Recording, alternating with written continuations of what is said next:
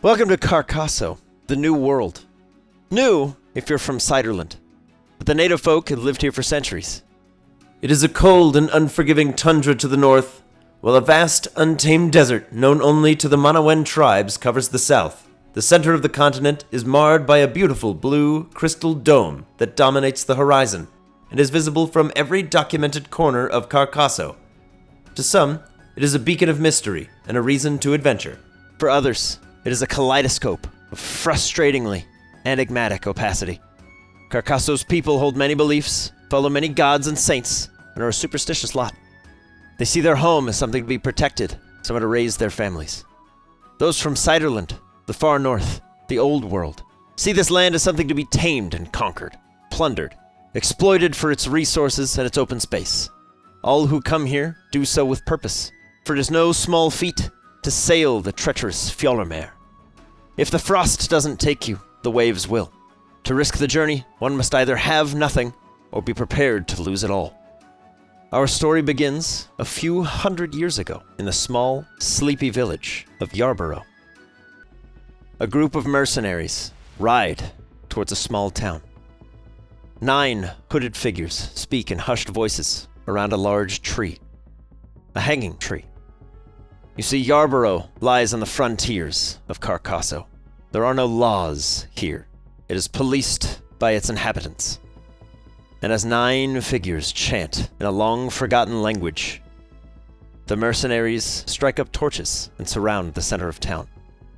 A finely dressed woman in white and gold robes approaches the group, swinging a burning censer, incense smoke pooling around her feet. She is leading an enormous beast made of melting wax, its 4 large paws leaving deep depressions in the earth beneath its feet, its long tusks producing gouts of flame. One of the hooded figures, an elderly man named Etienne, calls out to the woman, "Yarborough's spirits shall never bow to your wicked rule, priestess.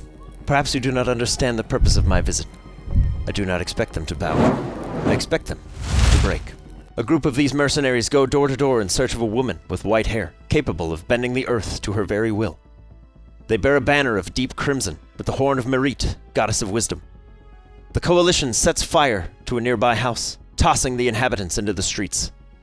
They are not the woman these mercenaries seek.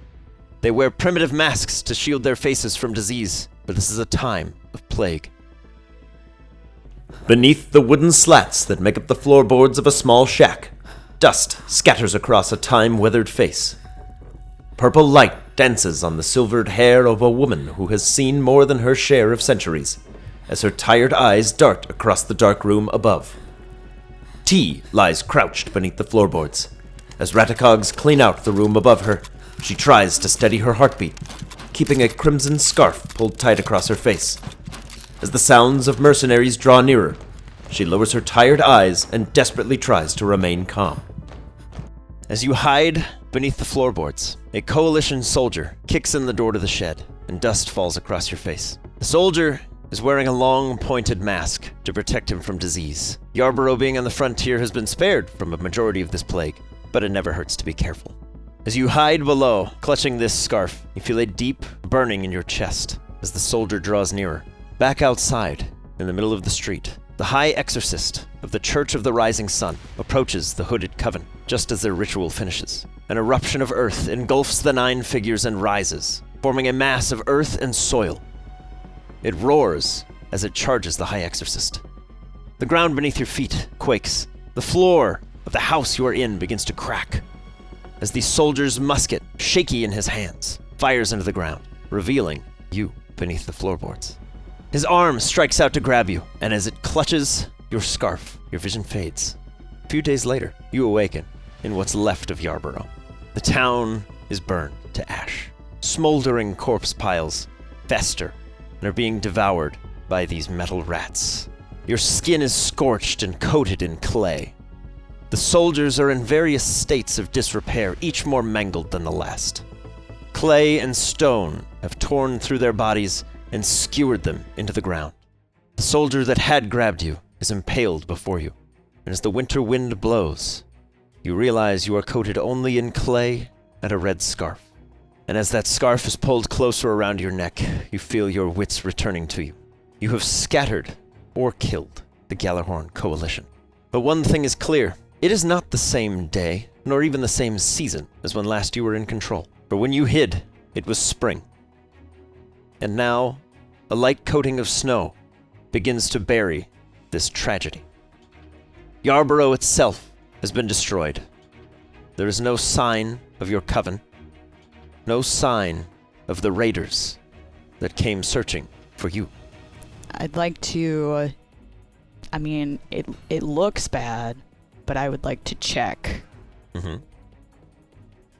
everything. Loot all the bodies. No! You want to check everything. Well, let's start with... Let's narrow it down. Yeah. I'm going to check the mercenary figures, at least what's left of them. Yeah. There are several limbs scattered about. Many of them have been impaled and eviscerated by large spines of earth. Okay. But do they have... there are bits and pieces everywhere. Okay. And nothing's like... that banner you described is still intact or anything like that? The banners themselves are tattered but easily recognizable for one of your talents. Okay. These are the people that have been hunting you for centuries. Okay. And there's... if I'm doing a sweep, nobody, I can't find anybody. There is no one here that is still alive. Okay. There were bodies, plague victims, when last you were conscious, but all that remains are pieces of the Galahorn Coalition. And the tree?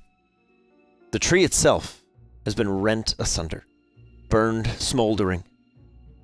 The nooses that once hung from the branches, now scattered along the snow, mostly frozen over. I'm gonna pick up a noose and take it with me. Okay. You now have a noose. Is there any like leaves or anything left on the tree, or it's just totally... Given that you're finding yourself suddenly thrust deep into winter. Nothing, okay. No, the leaves have all long since died. I would like to take some like root from the tree. Yeah. Okay. Yeah. The roots are largely intact. Okay. Buried under the frost-coated soil. I'm doing this and like my hands are shaking. Yeah. And my head hurts a lot. And I'm cold. Is there anything more you'd like to check into? Anywhere you'd like to go? I'm just going to head then to the closest place. Okay. You're going to the nearest settlement. Yes. Okay. You will know from Yarborough, the nearest town to you would be Hemwick. Hemwick. It's a couple days by foot, but not impossible. Just gonna be a rough walk in the winter. Right.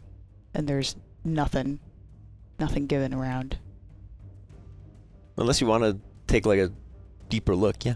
If you want to like look at everything, it would take you like days. It would take me... yeah, There's well, a I whole will. like village. This is where I lived. I'm going to take You want days. to toss and turn this thing? Yeah, this place is being ripped apart more by me. Yeah, I will say Okay. to make it easier for you. Yes. You spend a few days tearing through Yarborough, being careful to avoid a lot of the bodies. Yeah. For last you knew, there was a plague going on. And even though the bodies would have been burned if they had the plague, still better safe than sorry. Because if you catch it out here in the winter, you're dead. Are they identifiable? Like, I know some people, or no? It's just limbs. The coalition soldiers would be nameless and faceless as far as you're concerned. They would be people. But you do recognize all 9 of your former coven members. Okay. Amongst the dead. Okay. Well, during this, while I just look for anything helpful to get me to Hemlock. Mm-hmm. So even if it's just like building really rough snowshoes or something out of, I don't know. Yeah. Assembling a few things out of the remaining the wreckage, bits of wood and such. it'll take me however long you tell me this would take me, but I'm going to put... We have time to play with. I'm going to bury the the mercenaries in the ground with facing down. And I'm going to give the people that I lost, I'm going to give them a proper burial. So burying the Gallarhorn Coalition face down, Mm-hmm. an ultimate sign of disrespect in an open, effectively just an open hole face down. What remains of your coven being burned will release their spirits, setting them free. Okay. I'll do it around that tree. As you bury these soldiers, your enemies for so long, and you burn the remains of your coven, you notice a symbol carved into the tree. It is a symbol that contains a tree with a closed eye in the middle of its bark. This is a symbol that you have a passing familiarity with, as any practitioner of magic would. It's the symbol of Ytre, god of illusions, divinations, and lies.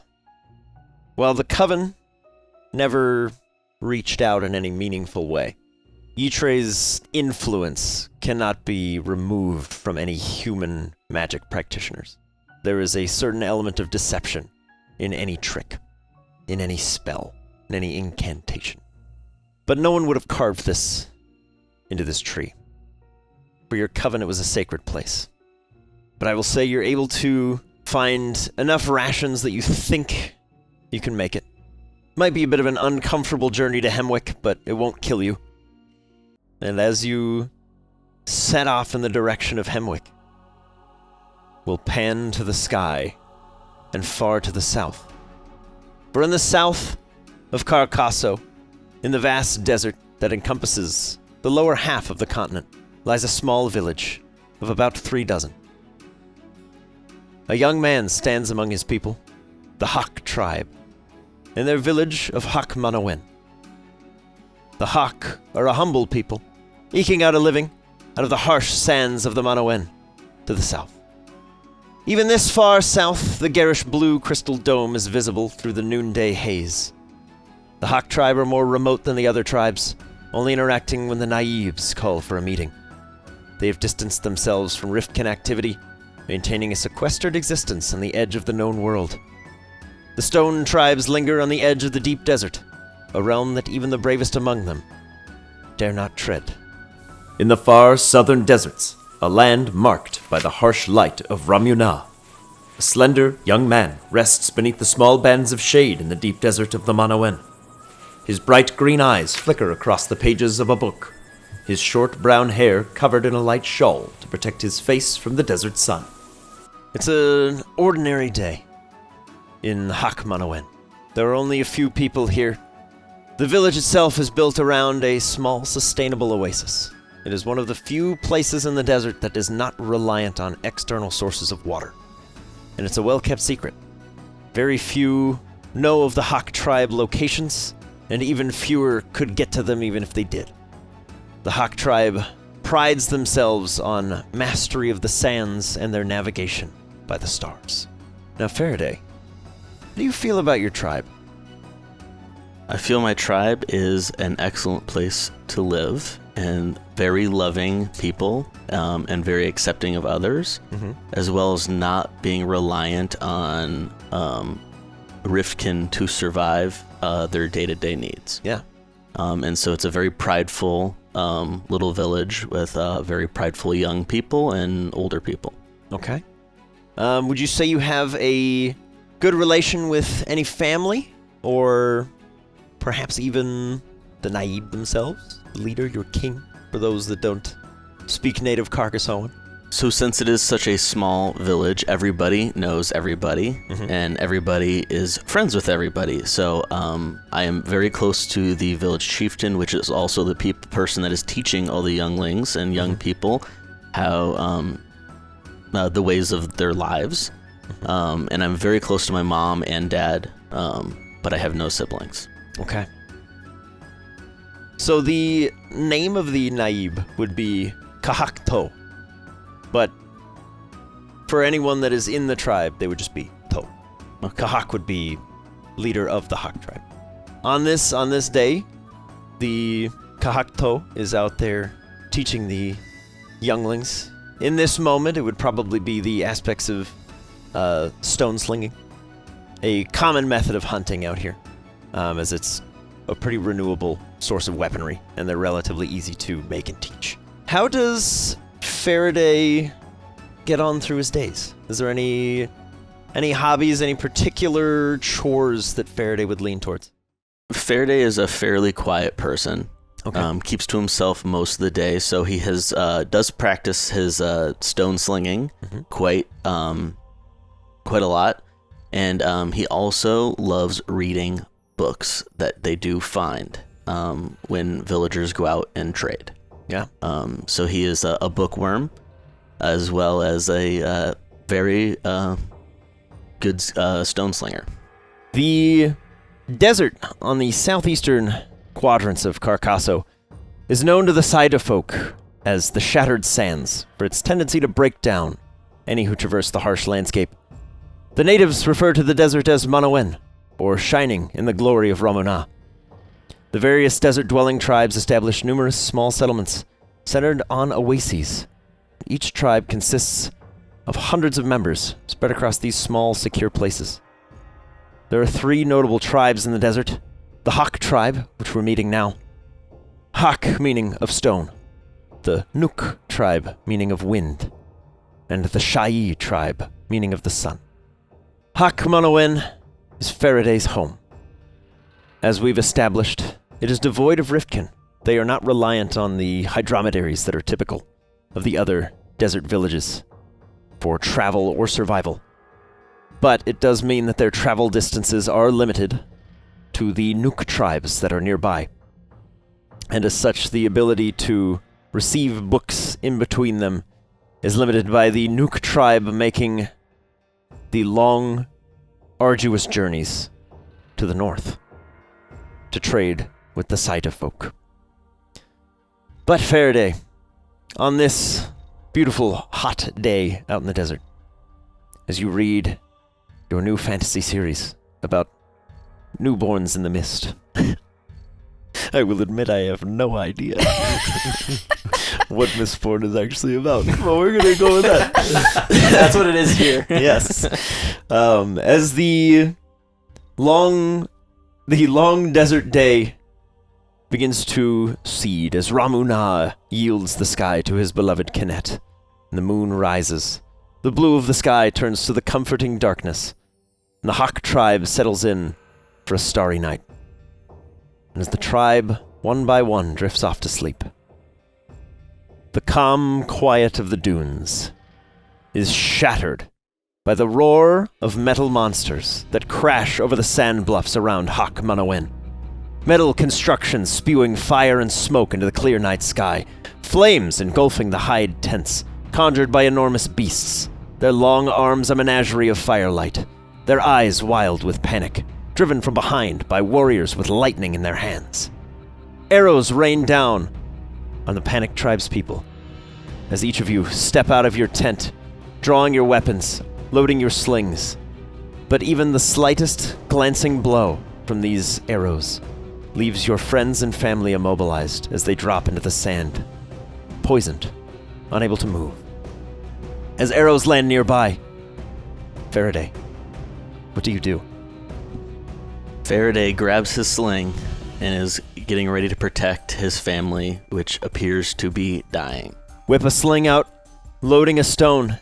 An arrow lands right between your feet. You can see a number of small frogs of numerous colors lining the ridges, firing these arrows towards you. You see these massive, monkey-like creatures flinging fire from above, burning down what little structures exist in this small desert town. And you see enormous metal constructions. They could be beasts. They could be something altogether unknown. But these metal constructs, they spew fire and smoke all around you, blocking your vision, blocking any sort of clear way out. As your mother steps out from a tent, an arrow strikes her in the abdomen. And as she falls unmoving, your tent is thus far not set on fire, but she falls at your feet. I go back and make sure that my dad is still in the tent. and then I notify him what's happened to Mom, and I ask him, what do we need to do? Get her to safety. And then get yourself out of here. And so then I run over to my mom, and I start attempting to pick her up. While I am strong, it is definitely not an easy task, and I do get her up on my shoulders, and I start running. Okay. As you run, more arrows strike into the sand around you. You hear these soft thuds of hooves. You hear one painful, awful scream from your father as he exits the tent. As his spear strikes through one of these frog creatures, an arrow strikes him in the chest as well, and then another in the shoulder. The one from the shoulder begins to bubble over as though his blood itself is boiling. And as he screams in pain, a raider walks up to him with a long, curved blade and slices his throat, staring at you in the moonlight. Standing atop this ridge that overlooks Hak Manawen, in the dull blue moonlight, is a large black banner with a red boar's head. And as the leader of this group stares down, you hear words in a language unknown to you. You know it's spoken by those of the far world to the north, but it is never spoken in the Manawen tribes. And as you run with your mother on your shoulders, you look back, see your father, and as you turn, preparing to run, you are stopped in your tracks by an enormous, gray, hooved creature. Large yellow prongs sticking out from the top of its forehead. And as it paws its hooves into the dirt, the very sky above you opens and crackles with thunder. And as a streak of lightning arcs towards you, you see a small purple glow in the distance, and a tiny gray hand crawling through a rift. You feel a sense of calm and presence about you, before every nerve in your body screams in agony, lightning contracting and convulsing your muscles. Your bones crack under the force of successive contractions, and the stars fade from the night sky as lightning arcs through every nerve, frying the skin from your bones, leaving you seared. And as the sands you have called home for so long embrace your exposed flesh, it seems the gods themselves have turned their backs on the Hak tribe. But this is not the end, Faraday. Not for you. But that small purple light belonged to a creature, a Sai-Ai, one that takes pity on you, it seems.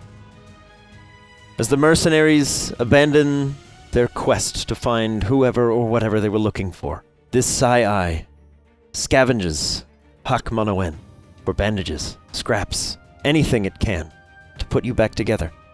Over the next few weeks, it gathers you food, water, enough to keep you sustained. It wraps each limb carefully, ensuring that no matter how scarred, how broken you may be now, it will not see you die. Not yet. Long, gray bandages cover the now burned and scarred flesh that lie beneath. The cracked bones have been set and wrapped tight. Sand and torn flesh have been painstakingly cleaned from every wound, as Faraday has been rebuilt, sustained by his new companion. Alone in the desert, with no answers, he has only his faith in Bud and a burning desire for vengeance to keep him going. Covered from head to toe in the scraps of his village, Faraday slowly recovers over the next few weeks, as his new companion pieces him back together. As you are put back together, your splintered bones set and slowly heal, piece by piece, bandaged by this tiny creature, vengeance and grief roil in your heart. And as the months pass, you regain your strength, bury your tribe, and scavenge for sustenance in your former home. And as time rolls onward, a visitor arrives in the rubble of Hak Manawen.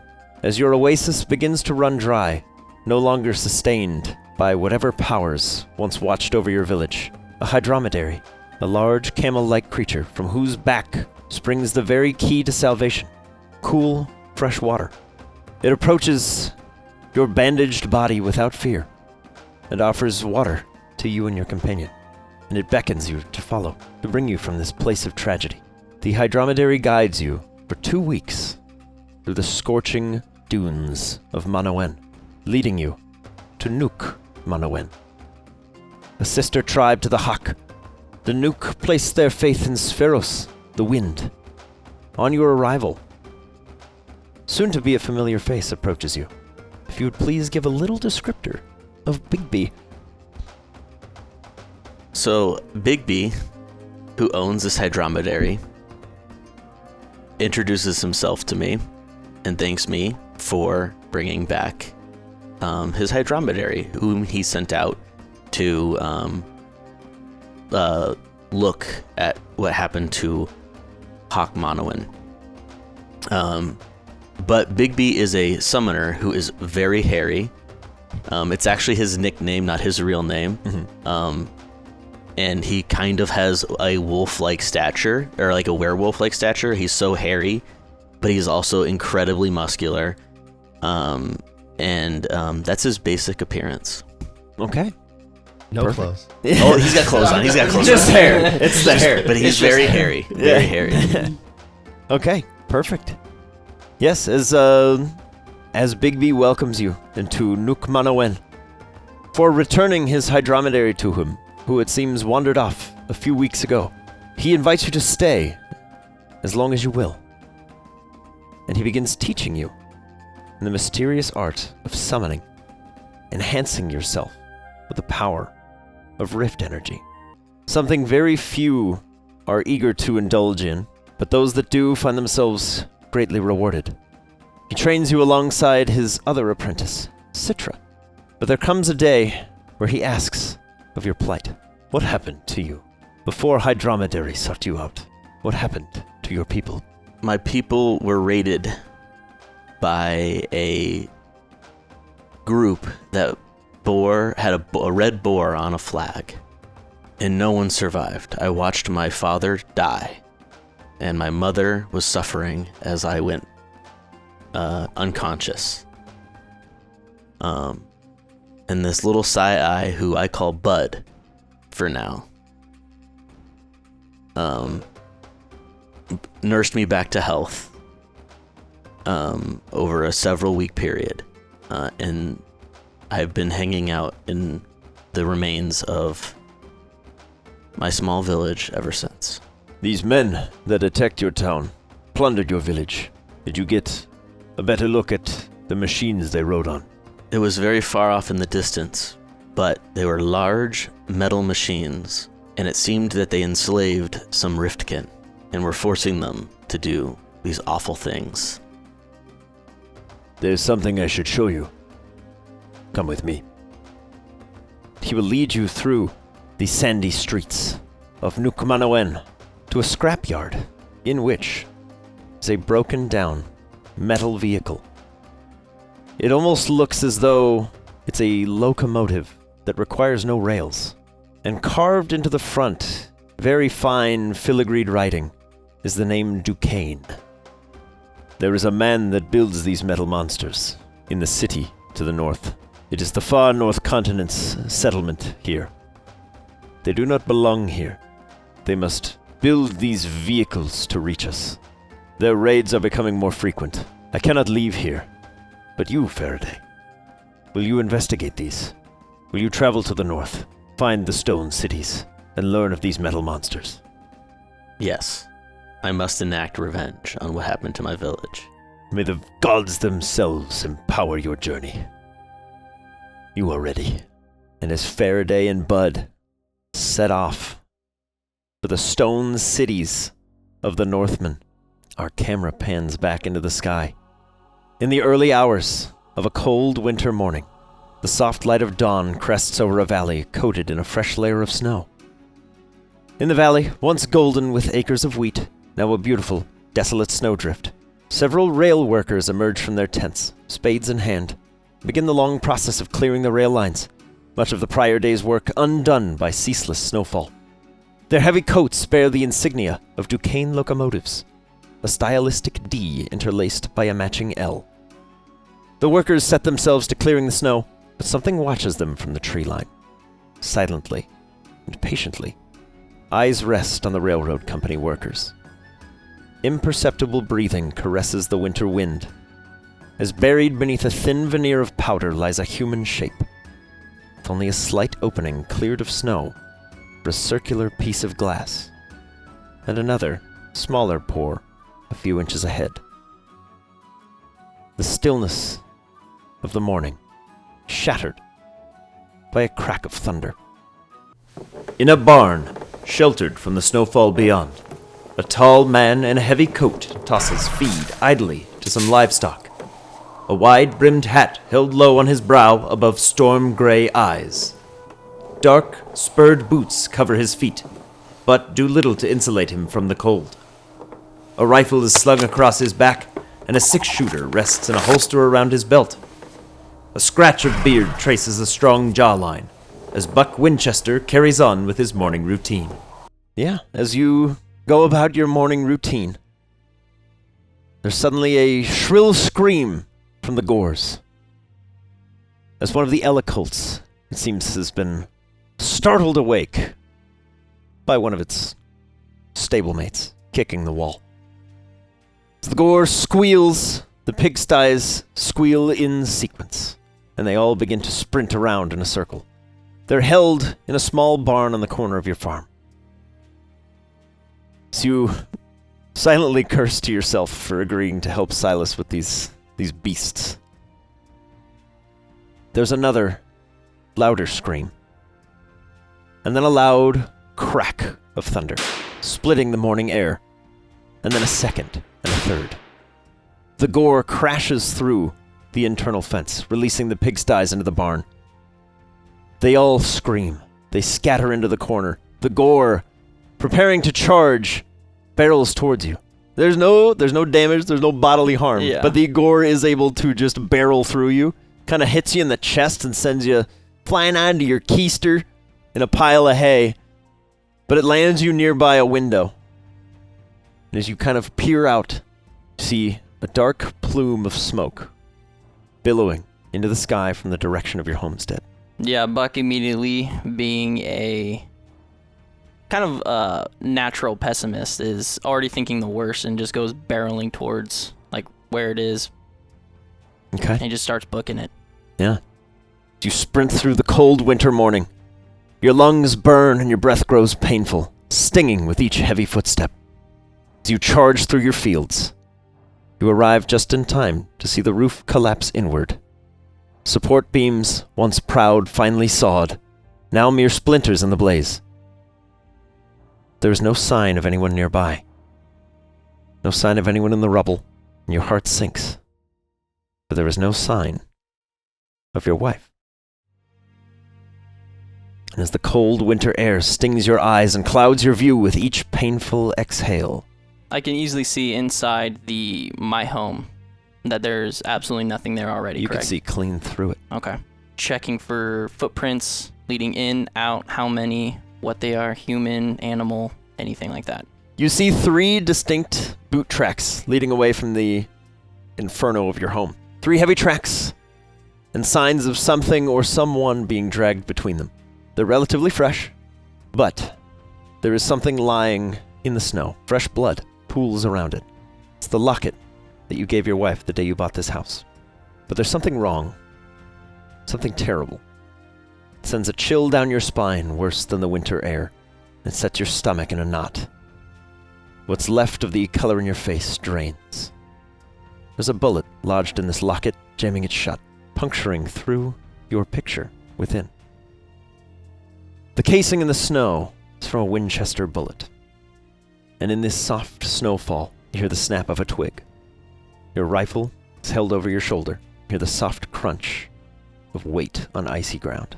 Instinctually, like, Buck just takes the butt of his rifle and slings it over, just turns and just cocks it immediately, ready to fire.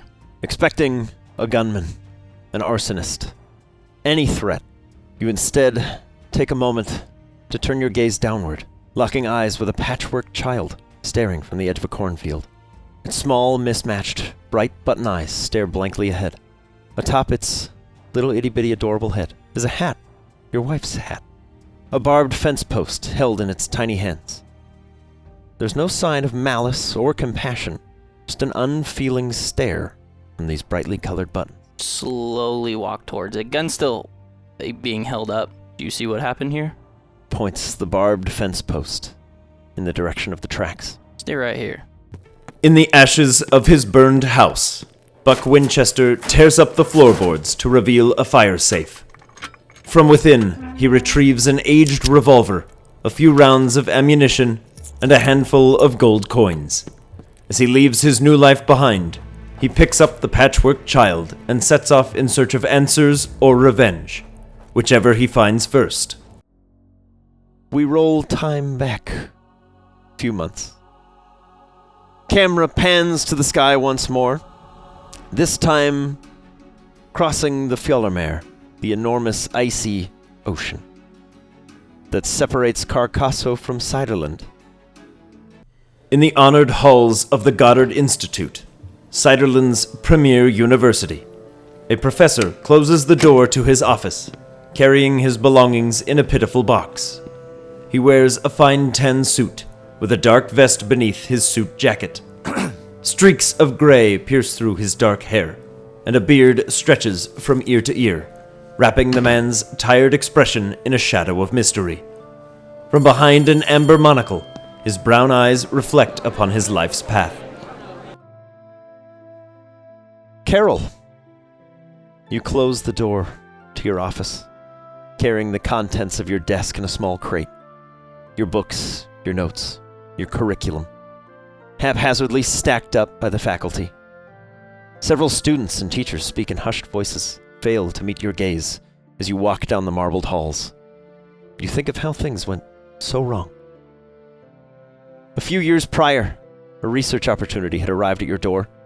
The chance to sail to Carcasso and assist in an expedition into the tomb of Saint Hezekiah the Sage, an ancient religious site for the natives. 4 months at sea, untold prospects. It was an easy choice for an aspirational young man. The tomb had been one of the easiest decisions of your life. An easy path to fame and recognition regardless of the contents. But you found something more. Something greater.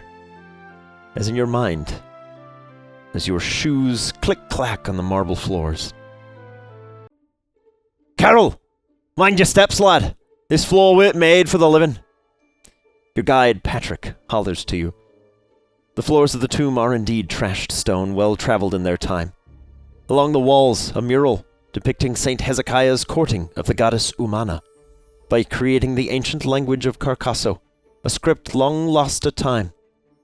Hezekiah had uncovered a cipher, a translator between Carcassoan and the Cider language, a relic of the Goat's Horn War, reconstituted by a historian of old, now a saint. As you trail your hands along the mural, careful not to disturb the art, your eyes rest on a sarcophagus. That what you sailed all this way for, lad? A box with some dusty bones in it? Sarcophagus lid is a polished marble of remarkable craftsmanship, given how long it's been down here. The lid is heavy, but Patrick is more than just a guide. He's hired muscle. And as the two of you begin to haul the lid off the box, you are startled by the squawking of an enormous, plump bird, currently attempting to swallow a shard of pottery. A peculiar little brown bird with a solitary emerald green feather protruding from its body stands near Carol, its large eyes like two globes of misunderstanding. The dilated pupils contract as the light of a lantern passes over them. The little bird is attempting to swallow a piece of pottery. Though his guide cannot contain his laughter, Carol rushes in to save the poor creature and the ancient shard. You manage to not only catch the shard of pottery, but as the bird is flailing wildly out of Patrick's hands, it jumps into your arms and you catch it too. You do a full-on, dad save. You're like, okay, got it. The reality of the situation sinks in. And he continues to laugh. He just shook a bird. You hired me to get you to a dusty tomb. And a bird scared the piss out of me. Upside down, bird! Patrick was never one for seeing the bigger picture, but he was useful. He believed in you for what it was worth. But as you hold the shard in your hands, it contains fragments of an image.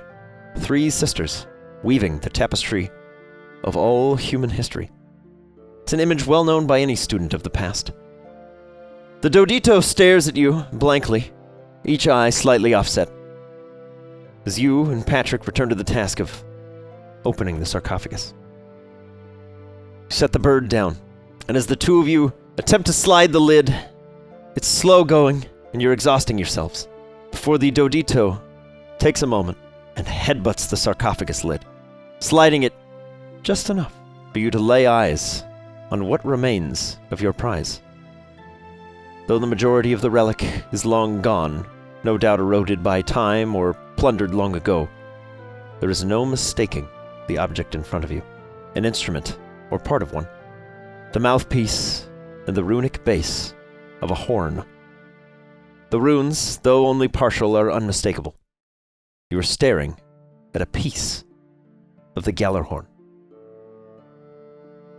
Back in the modern times, out of this dusty old tomb and into the Ciderland University halls, for one last moment, you adjust the crate. You feel the piece of the Gallarhorn around your neck, the relic.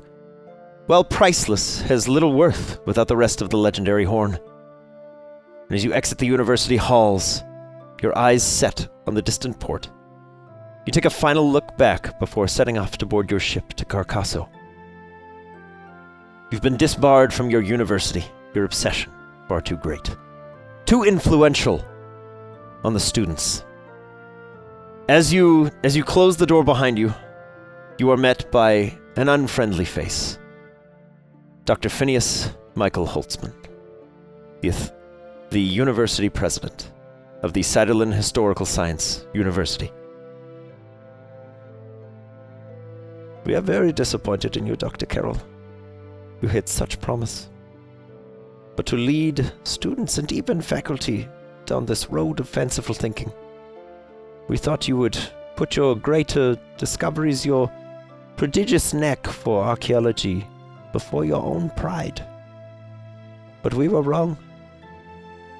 I hope your ship makes it where it is going, Professor. But do not return. He turns and walks past you. Standing off in an alley nearby, because she's always nearby, is Sybil Fleischman, a reporter. The one who initially broke the story about your discovery. Say, Mac, you're looking a bit rough. Rough day? Tough day? What's going on? Why you got all your stuff in a box? What's going on with you? Huh, Carol? Come on, give me the story. Come on, you know I'll do it good. Sybil, you know I love you. We go way back. Oh, we should do. I made you who you are, you made me who I am, I got to break the story, you got another one? You always got a story, come on. Not a good one this time. I'm gone. Oh, I'm out. You out? What happened? I'm out. What'd you do? Sybil, it's a tale as old as time. You know, the dean really, he was mad at me. He was mad that I had the following, that I had, you know, some argue a cult. I say some people in our community that support us in our endeavors. And those community members were really starting to get involved in the school a little bit too heavy-handed. You know, there were protests. There's a bunch going on that the dean just wasn't cutting it. And so he told me the door was my only option. This just in. Cult infiltrates historic Ciderland University, led by esteemed Professor Carroll. Cult leader banished to the New World. I can see it on the papers tomorrow. Your words. Thanks, babe. And she'll scamper off. Oh, good luck on your trip! There's another figure standing in the street. You're a popular guy. You're very well known in Ciderland, especially in this part of town. That's true. You've been teaching here for years.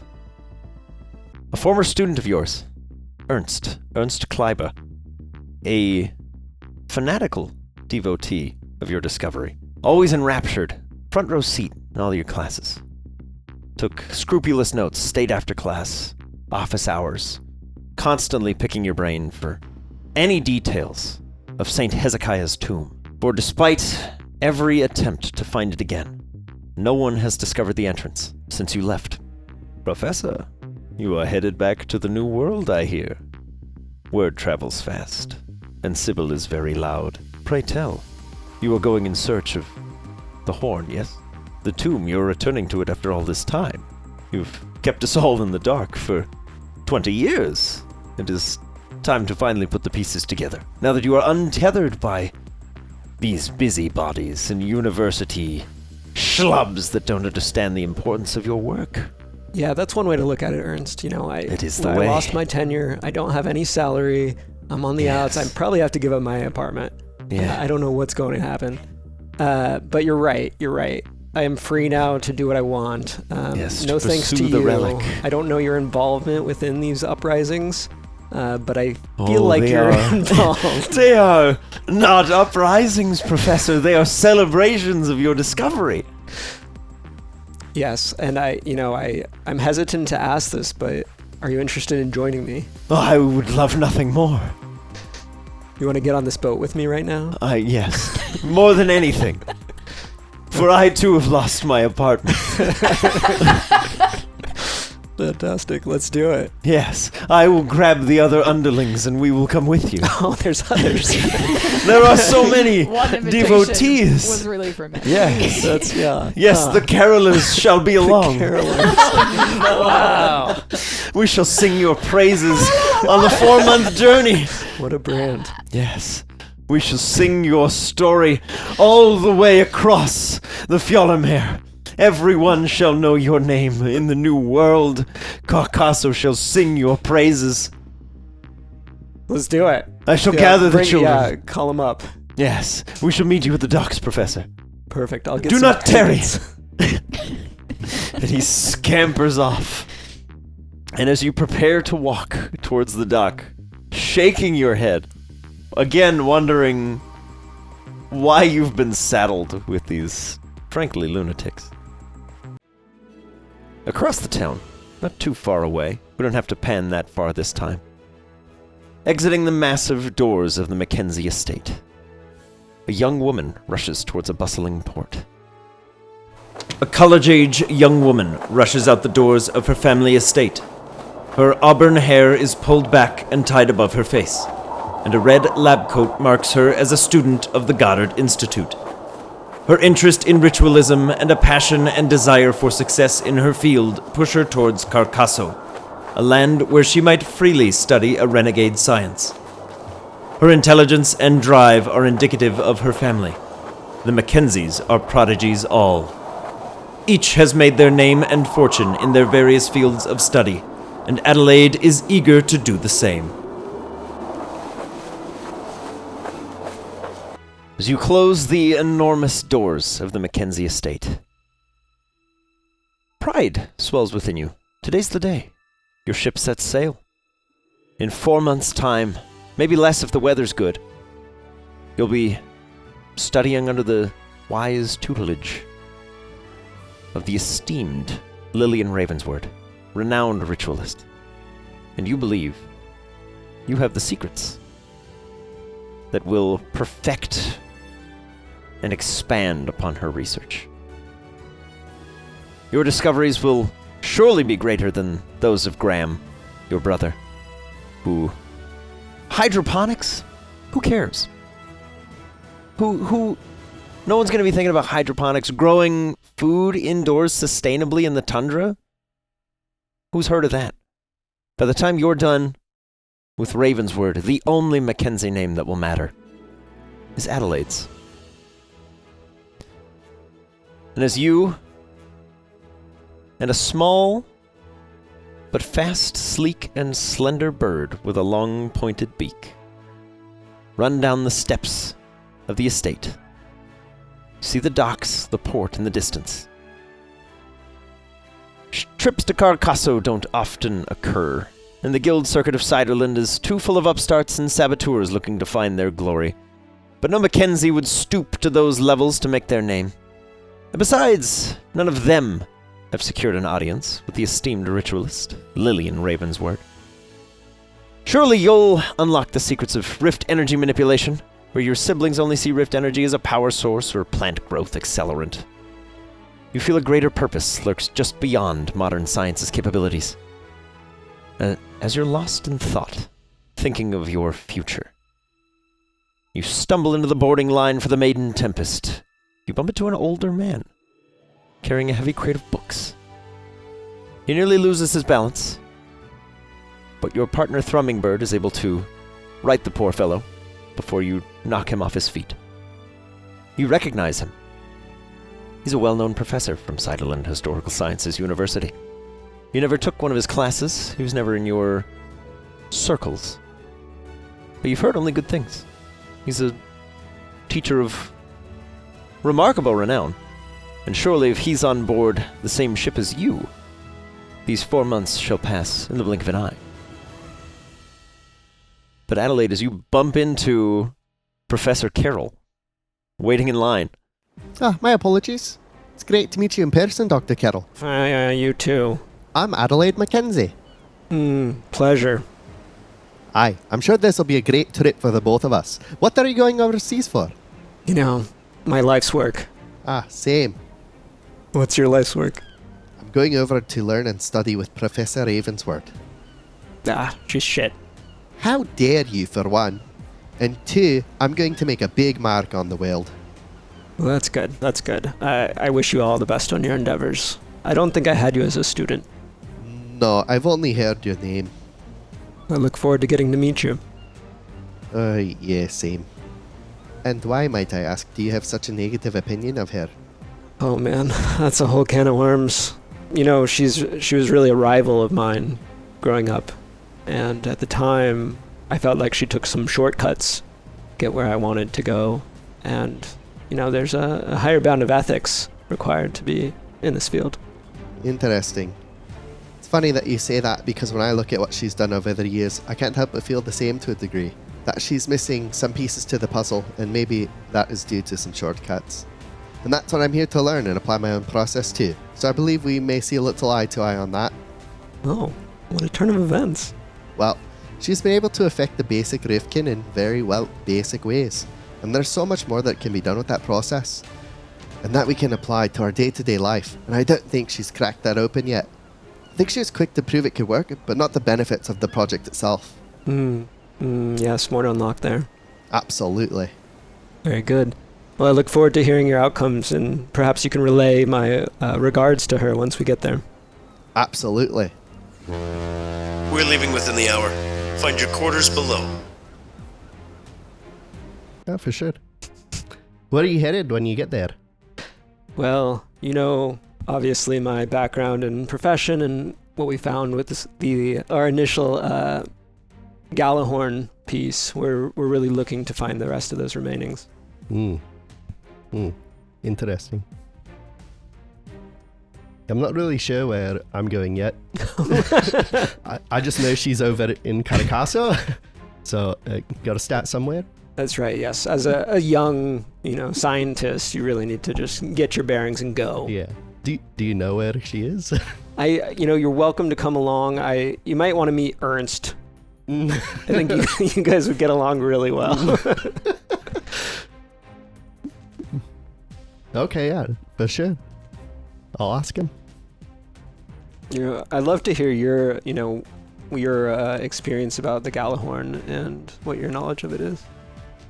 In short, I would say that I do subscribe to the three that are tied to the horn, but everything I know is the basic legend. You're not a true believer. I mean, I believe that it exists and all, but you don't think this? It's not something that I believe I'm going to see in my lifetime.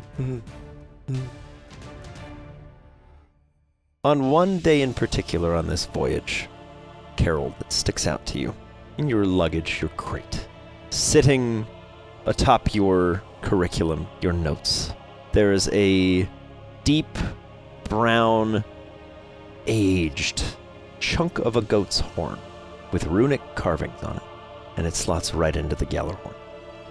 And there's a note attached simply says, "We know." Can I put the pieces? I've already put the pieces together. If you were to hold them together, there's a little golden ring of light as they hold together. It's not a large piece, maybe about this big, but it's unmistakable. Okay. Well, this is a breakthrough. I haven't seen this in decades. Yeah. I didn't think I would again. Yeah. You've never seen or heard of another piece of this thing being found. Yeah, I didn't even believe it myself that it could be possible. This is big. Can I inspect this writing and what's on this paper? Is there any other signs? The writing on the paper is almost distinctly non-distinct. It is all capital letters, very carefully spaced.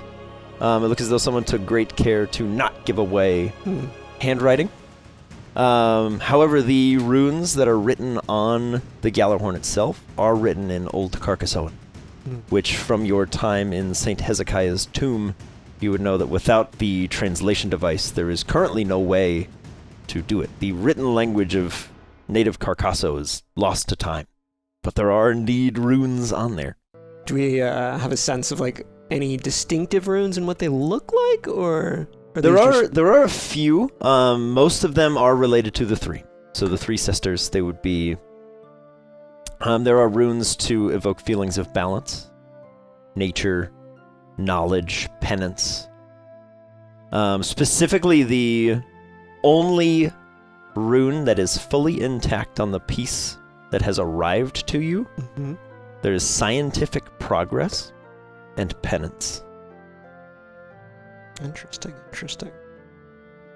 Great.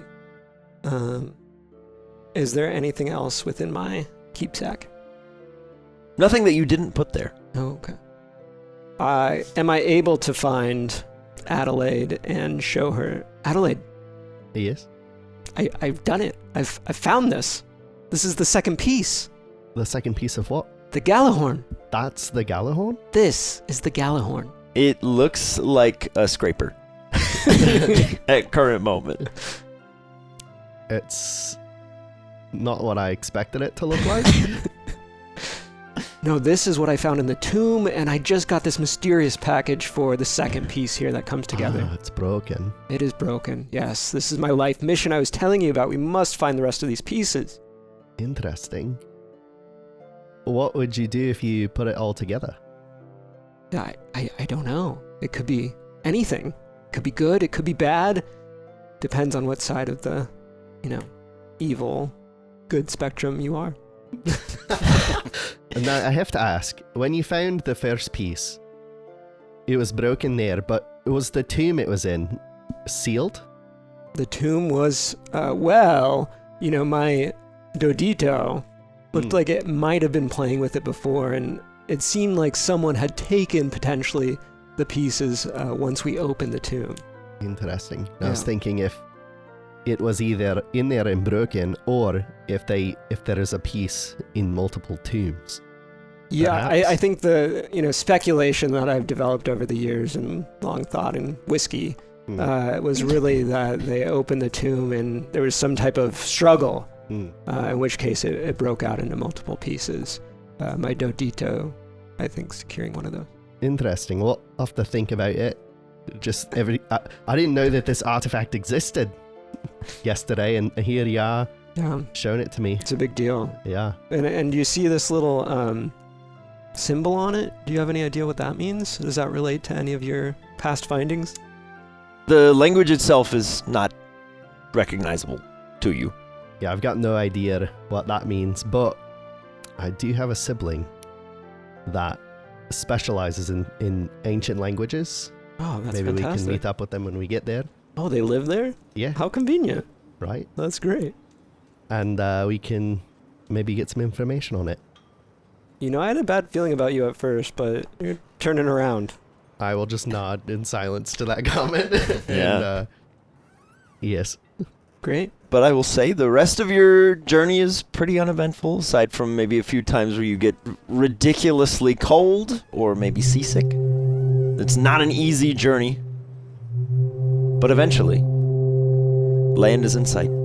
As the two of you, along with everybody else that's on the ship, but You're the two important ones for now. Everyone else, stay up. As Fletcher's Roost pulls into view, we're gonna shift gears. As our witchy friend, our mummy-looking friend, and our cowboy all arrive in Hemwick within about an hour of each other. This is a town that does not see much through traffic. It's very rare for people to end up here. And yet, our witch is the first to arrive. Famished, exhausted, still coated in clay, but freshly covered from the snow. As you arrive in this itty-bitty tiny town, it's another frontier town, largely known for flaxseed, wheat, sheep ranching. Not a whole lot that happens here. But for the time being, it seems to be safe. And it also seems to be substantially better developed than the last time you were here. As though they've had months, maybe a year, to build up.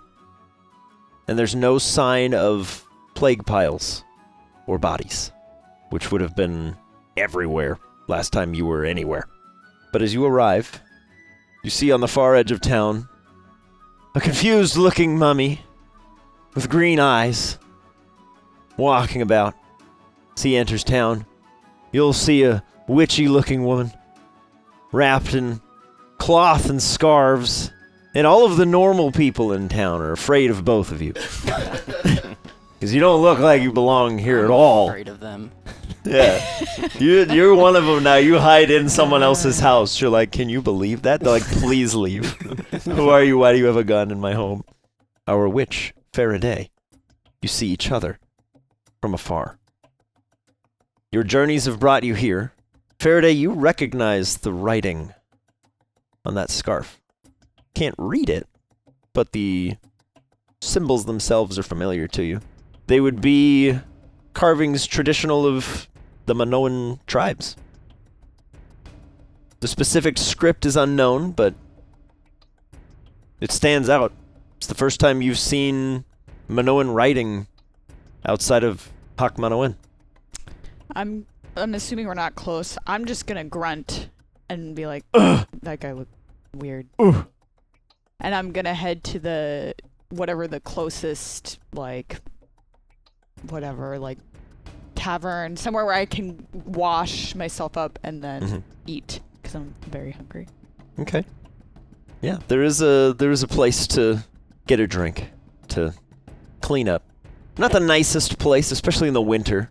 It is an outdoor kind of just like bucket of water that you would dunk on yourself. It's not going to be pleasant, but it will clean you of all the clay that's caked onto your skin. Yeah. You'll be so exfoliated. Holy cow. I know, my skin You'll be glowing. When they crack all that clay off your skin, holy cow. Charcoal mask. Here's where we find out that you're made of clay and your arm just falls off and you're like, no. I am a golem. Yep, I've killed everybody in their intro. Isn't that crazy? I did it. Yeah, as you duck into a nearby building to clean yourself. Faraday, intrigued with the writing on this scarf/cloth, follows, but does not go in while she is washing herself. That is good. And just waits outside. Appreciate it. Right outside the door. I'd have to kill for her to come back out. Okay. I'm just kidding. So you wait outside. You kind of look, in my head, you kind of look like Moon Knight. And you're just sitting on like a bench in a tavern with just green eyes, bandages, and everyone's like, bro, I didn't know they have freaking mummies here, dude. Oh my god, there's a mummy in the tavern, dude. We gotta go. Buck, Hemwick's the nearest town to Winchester Farms. You and your little pal have been walking for a while. Much as you're angry and vengeful, your feet are screaming at you to sit down for a minute. As you enter the bounds of Hemwick, everyone's kind of looking towards the tavern, a place you've been a few times. I'll leave it up to you how often Buck would be in town, partying it up, drinking. Probably not too much, I imagine. No, not since he retired from here a handful of years ago. Mm-hmm. So very rare that they see. The only time he stops in is to grab supplies and stuff like that. So it's probably like once a month, if that. He tries to stock up as much as possible. Yeah. You see a familiar face. Currently, he hasn't drawn his revolver. He's thinking about it. He's like unhooked the holster. Hand on there. You see the bright eyes of Sheriff Thompson. Young man. He's just staring ahead. And there's a freaking mummy sitting on a bench, bro. Yeah, I'll yell towards Elliot and I'll go, "Boy, what are you looking at?" Buck, you picked a great time to show up. What you think about that mummy-looking dude over there? And I'll just like peer over and see. I ain't never seen a mummy sitting on a bench, brother. Has he done anything? No, that's why I'm worried. He's just sitting there. Yeah, looking like a mummy. All right. I ain't gonna shoot him. I'm just looking. Are you sure about that? You should probably take your hand off the revolver then. You're right.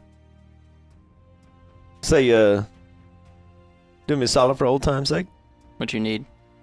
You wanna go talk to that mummy? Only if you do me one. Have you seen Maria pass through town by chance? I ain't, but I'll ask around. All right. She alright? I'll pull open the my coat and the locket, and I'll kind of just pull it up with the bullet probably still. He'll go shock white. I'll I'll go be- ask some questions. I'll be at the tavern, and I'll talk to your little friend here. Godspeed, Buck. Yeah, Buck's just gonna walk over and just literally side saddle and sit right next to him. Where are you from, friend? I am from Hawk Manoen. Ain't never heard of it, but you sure are giving these people a fright here. Everything okay? No. Well, that was pretty blunt. Is there any reason why you're kind of just sitting here on the bench staring into this general direction all ominously? I am waiting for this lady to come out of the tavern who's wearing a scarf that has my tribe's writing. Alright, so just so you know, we can't be sitting here waiting for women to come out of different places. Why don't we head over here and I'll grab you a drink and we'll wait appropriately and then approach when the time's right. Okay. Alright, it's on me. Yeah, I'll open the doors like I own the place. Okay. You swing the door wide.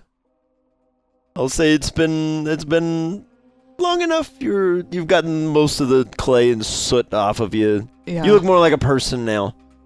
Your eyes are still very tired. You get the feeling that your body has not rested in a long time, or minimally overexerted itself very recently. But you have no memory of doing anything. The last thing you remember was an arm grabbing your collar. Just flashes of that Mhm. randomly. Yeah. Okay. I'm going to go up to, what was it, Elliot? is Elliot is currently off running about, but you do see Whoever's at the an individual bar. that looks like they're of some authority. Okay. Hobble on over. Soup! Please.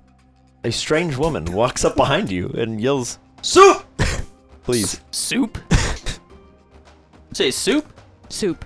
Food. Oh. Yeah, is this the strange one you were waiting for? Yes. Come on, I'll buy you food. Go. Oh, this is not where I get soup. Come here. It's alright. And I'll Okay. just kind of like usher you in slowly. Like, don't shoot me. Soup now. Oh no. As the three of you very awkwardly take a seat, a round of drinks and food arrives at the table. The man behind the counters goes, "Mr. Winchester, sir? It's alright. I'll be over there if you need me." Alright. Scampers off. Feel free. Indulge. Much to Jesus. Yeah. This Good if you taste it. frankly rather small woman devours an entire turkey leg and downs like 3 gallons of water in surprising time. And All right. it's worth noting that the meat that was on the bone and the bone nowhere to be seen. She was hungry. You ate the bone? I could respect, you not wasting any food. Are you gonna eat that?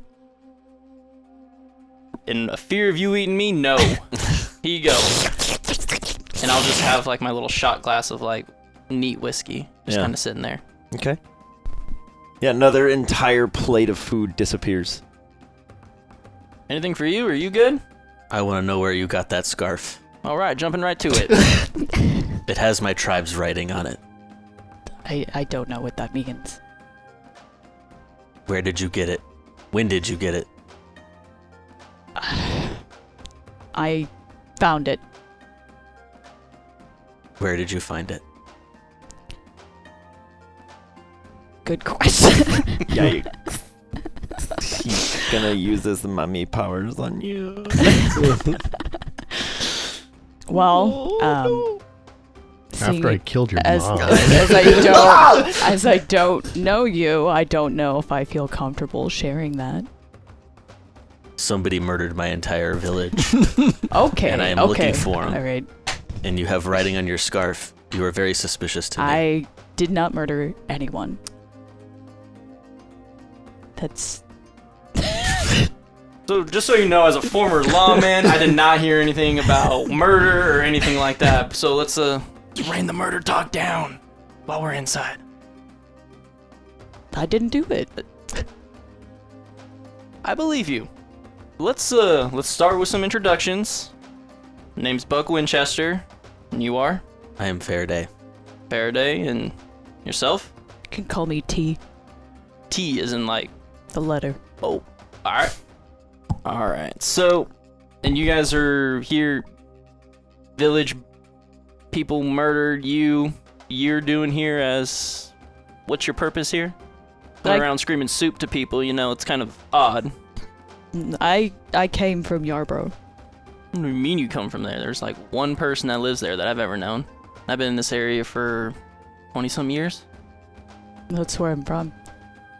Okay, I don't really want to argue on where you're from, so... Yep. What do you mean there's one person? Yeah, it's like one person, guy who kind of keeps up like this whole like church, and pretty much it. There hasn't been anyone there for a very long time. That's not the Yarborough I know. Well, I mean, Where there's I'm only, from. there's only one. What's this man's name? His name's Aloysius. What year is it? 1426. The weird question to ask. Is that true? As far as I know.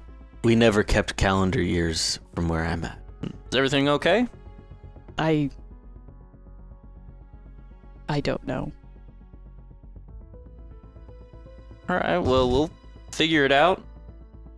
You good? Like, do you want more food? Yes. Okay.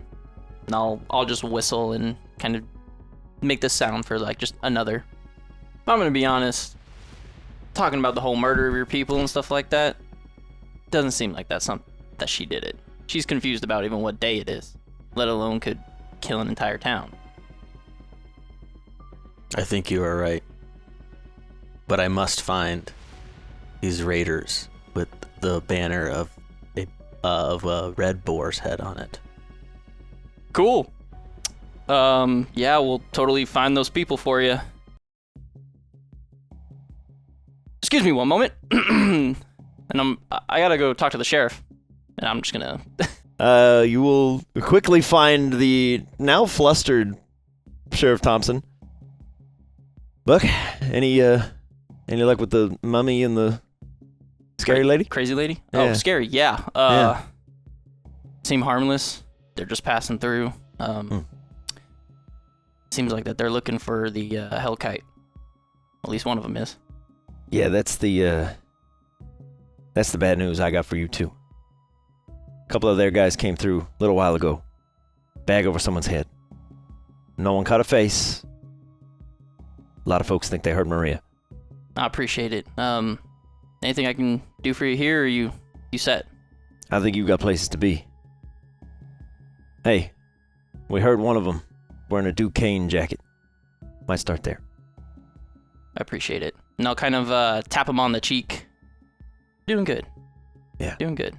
He'll look around, make sure nobody in the town is nearby. There were a couple murders from this morning. Rail line workers. If I had to guess, whoever took them down took Maria. Where at? Not far from here, up the rail line. Maybe a mile or two. Pretty brazen. 6 men gunned down. Real quick.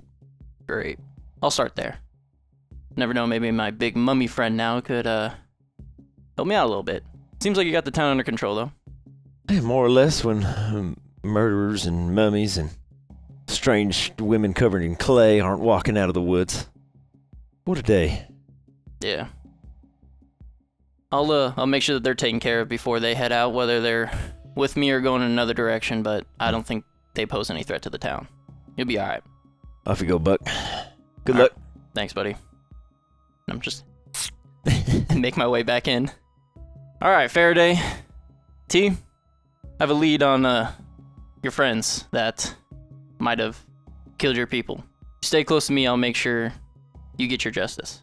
As for you, what are your plans? I'm sorry, where did you say you're going? I didn't yet. You're just leaving? Following a lead that I just got on your red boar's head and banner. Well, yes, I'll take my chances with you two. Yeah, it's either with us or by yourself. I mean, Since you know something about this, I didn't murder your family. I believe you. But first, I must eat. The sigh comes over, covers him up, and I eat. Oh, okay. It's very unnerving. A purple gas cloud with a rotting hand just covers Faraday's face. Some bandages fall away. It's like some kind of weird, nasty octopus feeding ceremony. Tentacles just Wow. kind of enwrap the food, and you just hear like. I'm gonna give y'all a moment. I'll be at the station when you need me. You get 2 weird eaters. Yeah. All right, I'll say for the sake of brevity, y'all are able to snack, hop aboard a Sinclair steam engine, Okay. and catch a ride towards Fletcher's Roost. Your 2-day rail line journey is pretty comfortable. I mean, for your time serving as a mayor, you do get to ride in some degree of luxury. These two get the coach cabins, but there's a bed in there, enough to survive, some food and water. As the train pulls into Fletcher's Roost, for you a familiar but unwelcome sight. Too much bustle in the city. Faraday, this is enormous. One, a train is insane for you. It's one of those metal monsters, but it has been tamed. It goes in the direction that someone is telling it to go. That's something that you can understand. But to see a city of nearly 60,000 people that sprawls out over the course of miles along a coast, an ocean is in sight for you. Another new sight. You've heard of it. You've read about it in your books. But it's something altogether more to see it out the window. As Buck, you're like, God, I hate this place. Faraday, you're just in awe of the spectacle of seeing Fletcher's Roost. It's a massive city broken up into more than a dozen districts, each one with a specific purpose in mind, all of them connected by railways. Also unsettling for you, Fletcher's Roost has been established, it's been around for a long time, but it wasn't this big last time you were anywhere near here. Fletcher's Roost has been established for about 100 years before your time, but it was never this big. Clearly, in some point in the last 30 some odd years that are missing for you, something happened here, and it blew up, went big. It's massive. As as two very, very small town folks and someone who lives on the fringes suddenly arrive in the equivalent of like New York City. It's a little unnerving for the lot of you. And as a boat pulls in, taking in a similar sight. Carol, for you, familiar. This is the one safe port that's not in New Sideland. It's actually in Carcasso proper. The site of your greatest triumph and also your precipitous fall from grace. Adelaide. It's a sign of hope for things to come. But for one face that so far is unknown to us. A confident young man of science stands in a laboratory brimming with chemicals, half-designed experiments, and the soft glow of a half-remembered dream.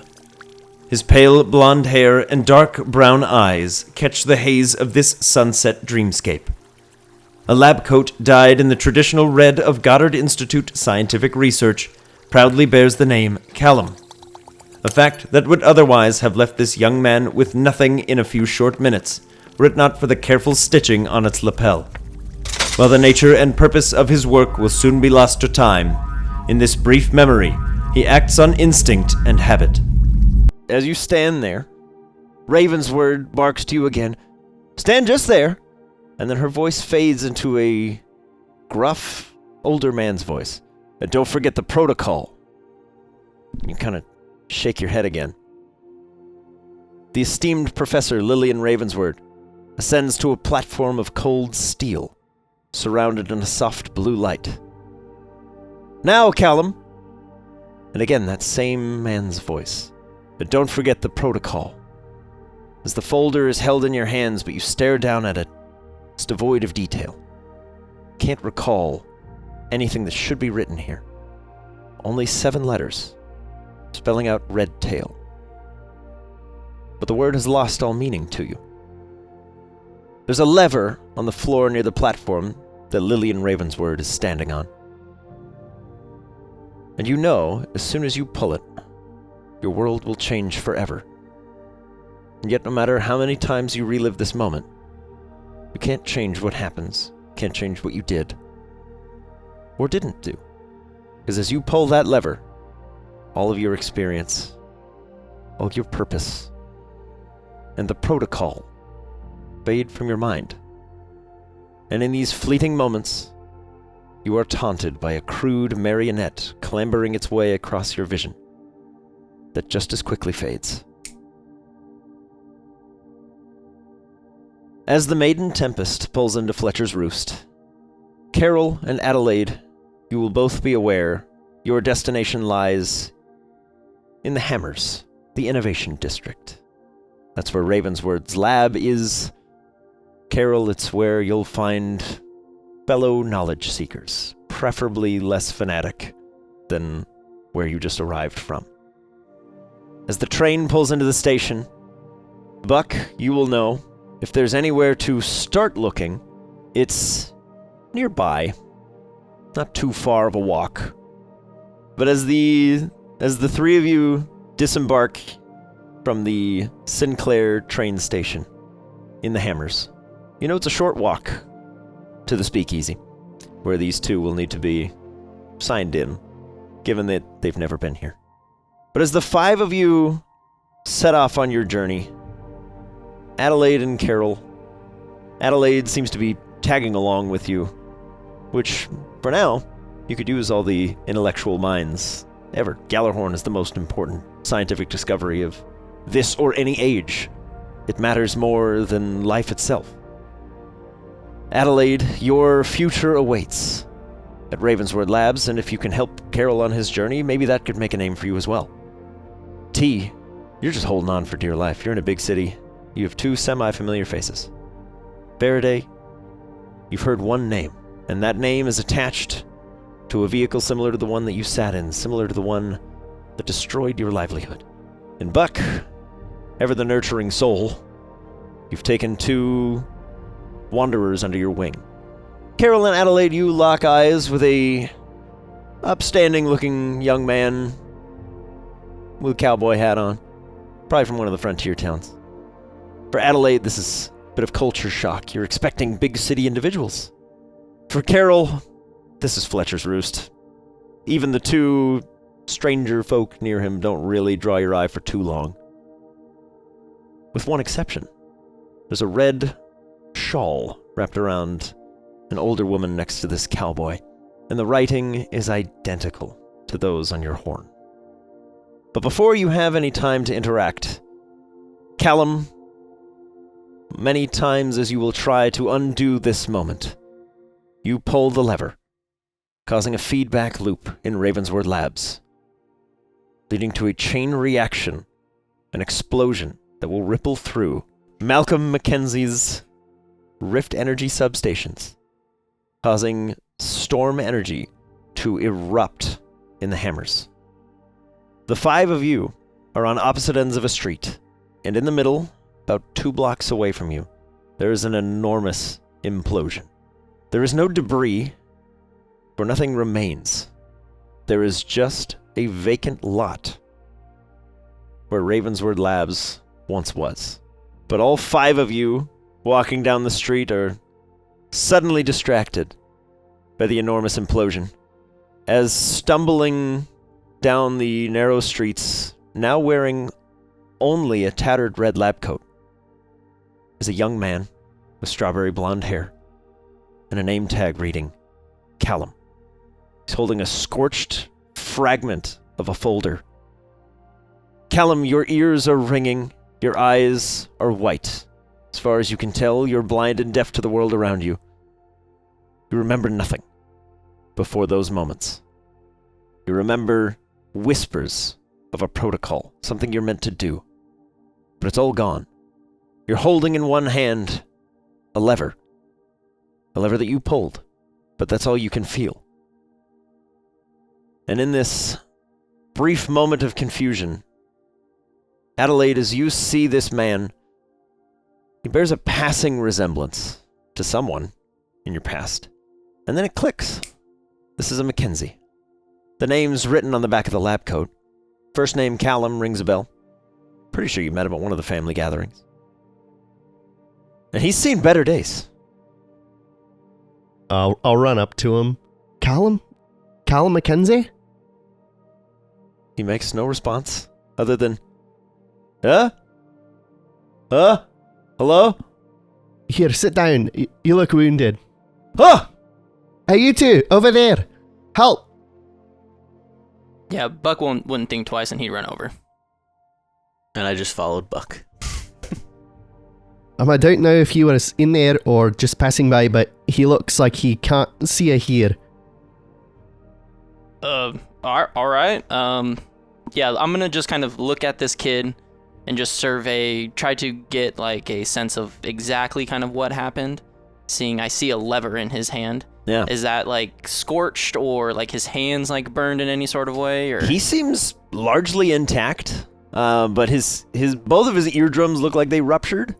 And right now he's in like full soldier shell shock mode. His eyes are staring straight ahead, but there's probably nothing being internalized right now. Okay. Yeah, Buck would recognize the shell shock feature of somebody, and he'll just be like, all right, hold on. And then I'll kind of like grab like where his ears are and like the back of his head, and I'll like slowly lay him down, put my hand on his chest and kind of like push it in and out to kind of like control his breathing. Yeah. Callum, your senses slowly return to you. Everything's muffled. It's that's all you're really hearing. But as your eyesight kind of blinks together, you see a fella, pretty tall, kind of sitting you down on the sidewalk. You see a young woman with bright red hair that seems personally concerned for you. But otherwise, you're a blank slate right now. Adelaide's gonna go and check kind of the wreckage, making sure it wasn't like any other people, because they may also be related. As you're peering around, the lab itself is gone, but there are a few things that remain. The plot down to the foundation is missing, but it's just the building, nothing else. It is a perfect rectangular hole in space. But sitting in the midst of all this chaos is a spot where that lever would have been connected. You can see it still bolted into nothing now, but seated on the ground.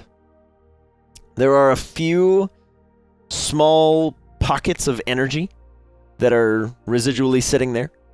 That thrumming bird, specifically Bean, would be attracted to. I'll give you the choice. There is currently countless pockets of storm energy, as that is what caused all of this. But you do also notice the bent metal, but bent is a weird way to say it. It's almost as though metal has folded in on itself in an impossibly small way, producing like super dense balls of metal that still have legible writing bearing the Mackenzie name. So you know that these were Malcolm's devices. You know his substations used storm rift energy, and it all starts to click for you. That he had been talking about a new investment opportunity in Ravensward Labs. They needed a surprising amount of power for a small scientific project. So you gather that you're in the right place. Yeah, she's just gonna kind of be looking around at everything, just gonna be like, oh, no. And you also see a little puppet wearing a tiny little lab coat. What a mess! Callum, clean this up! And then it just kind of bobbles down the street. Wait. Does it just run away? Yeah. Well, it just jaunts away. Doesn't seem to be fleeing from you, but it is walking away. Kind of rounds the corner where the building ends. That we can address that later, but I'm gonna have Bean absorb some storm energy, just in case.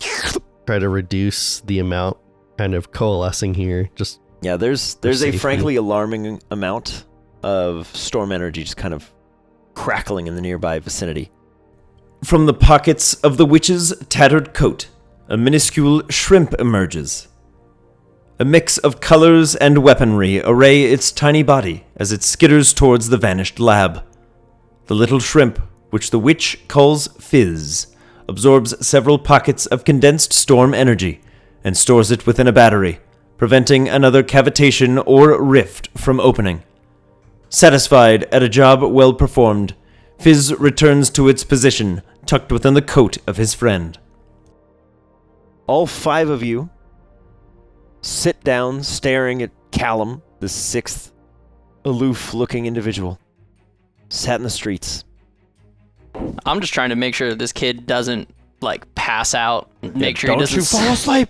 Yeah, he's kind of like, hey, Do not over fall here, asleep. follow my, like, fingers, do that whole thing. Because Buck's afraid that he's seen many people who have, like, suffered, like, concussions and, like, didn't wake up. So he's just making sure that he's cognizant.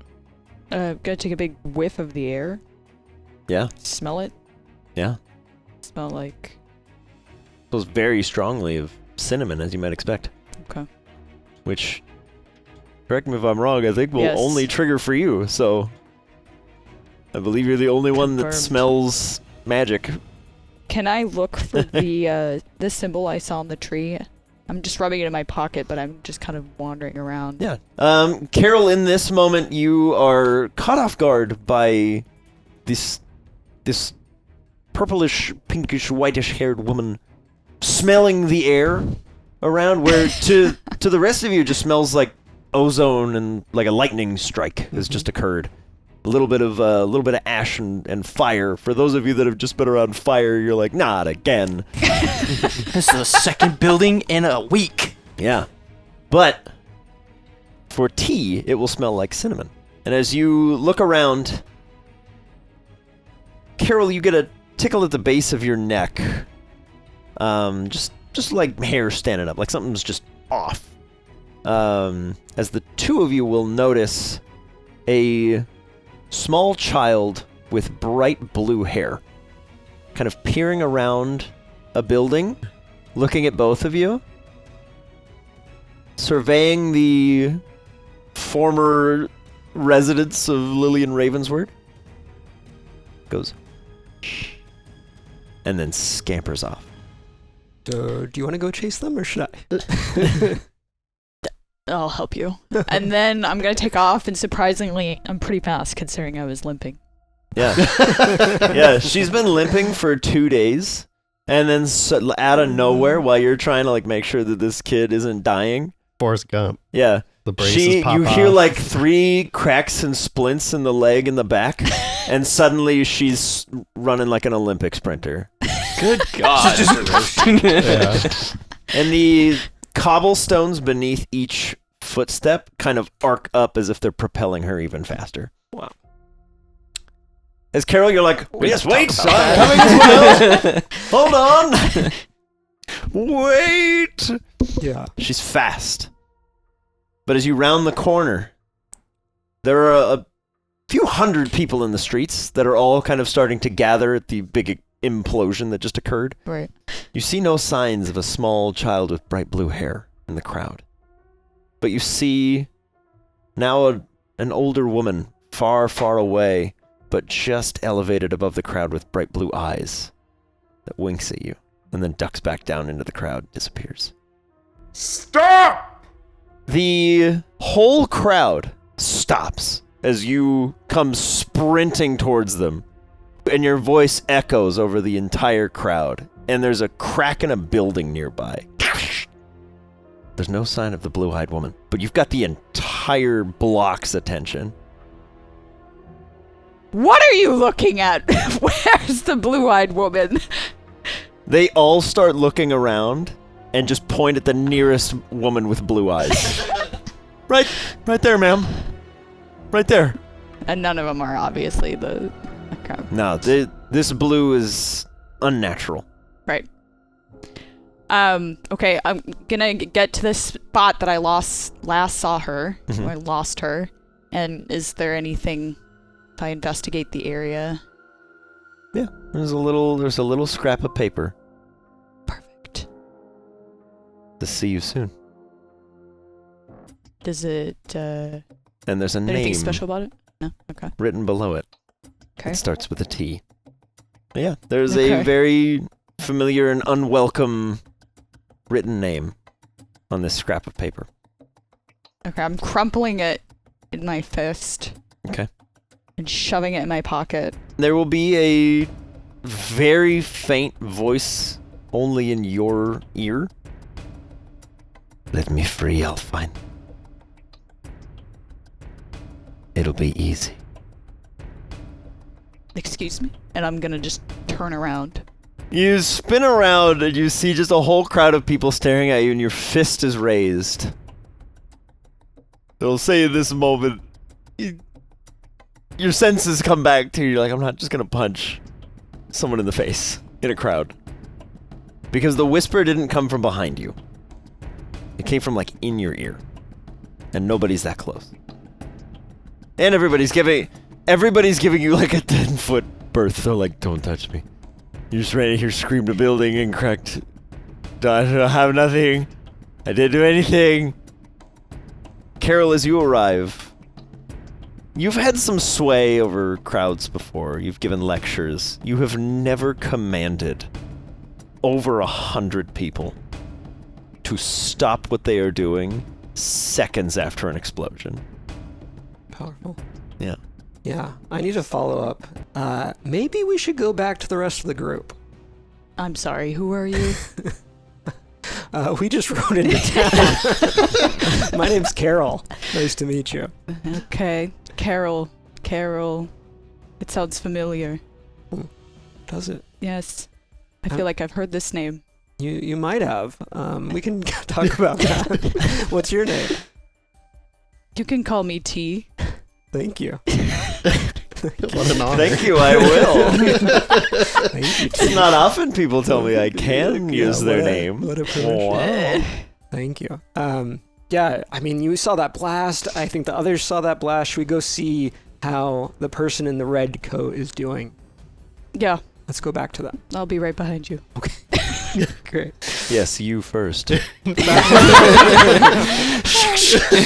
knows. He knows. Okay, so Okay. we'll go back. Yes. Okay. Head back to the group. Yeah, as you both walk back, you hear another voice in your ear. Twitter. But then I'm looking at subsides. Carol. I'm giving Carol side eye. What do you mean? This makes the walk back very uncomfortable. Yeah. I'll say, as those two have been gone, if there's anything that the three of you would like to do other than tending to Callum, bringing him back to his senses. You said that there's a crowd know. of people gathering? Around her now, yeah. Okay, around her? They were coming for the implosion, and then a woman screamed so loud that a building cracked, and they were like, "Did you do it?" Perfect. That's fair. You look like a very muscular guy, Faraday. Can you grab this young one and let's get him off the street? And Buck kind of like lowers his like hat down and to kind of usher us somewhere else. Yeah, I'll throw for Buck the safest place for the lot of you to be right now, if you want to just get away from all this and avoid any further drama and sketchiness, would be the speakeasy. It's a Are you big sure about tavern, that? it's bustling. Yeah. You're gonna blend in with every other newcomer here. Do you have a older gentleman with you? Where is he? He went off with the older woman. The crazy lady? Yeah. Shoot. All right, here. Just stay here, and I'm gonna kind of like I'll look out for T and the older gentleman that Okay. I don't know yet. Yeah. It's not hard to notice the massive group and the shouting. And then you see standing on like a slightly raised platform 300 feet away from you is this sketchy lady with a scarf screaming at a man with clenched fist, like ready to punch him. And then you see Carol walk up and kind of talk her down. Okay. Yeah, I'll give. I'll keep my hat tilted down so in case like people start looking over in this direction. But I'll kind of like put my fingers in my mouth and just let out a really loud whistle and just a hand wave towards T. Okay. Yeah, the two of you hear a loud whistle over the side of the crowd that's like, "Wait, there was an explosion! Oh my word!" And they all start to kind of funnel towards you, giving you a prime opportunity to slip into a crowd and pick up the two wayward souls. Yeah. Callum, as you're being guided, that same memory plays over and over and over in your head. Don't forget the protocol, but the voice doesn't match the face. Am I unconscious? This is just replaying in my head. You're present, but you're not there. Hmm. You are awake. You are staring at Buck being led through a crowd of people, but even though you're internalizing new images, your ears are still ringing, and you're kind of lost in thought. You probably have a concussion. Actually, it's fair to say you definitely do. You got blasted. But yeah, as you're being led, that same voice plays over and over and over and over. Don't forget the protocol. And you're holding a file folder in your hands. It's the one thing you haven't let anyone take from you. You let go of the lever. You let yourself be stood up, sat down, turn this way and that, but you're clutching that file folder like it's everything to you. Okay. As you look down, you see a name tag. Callum.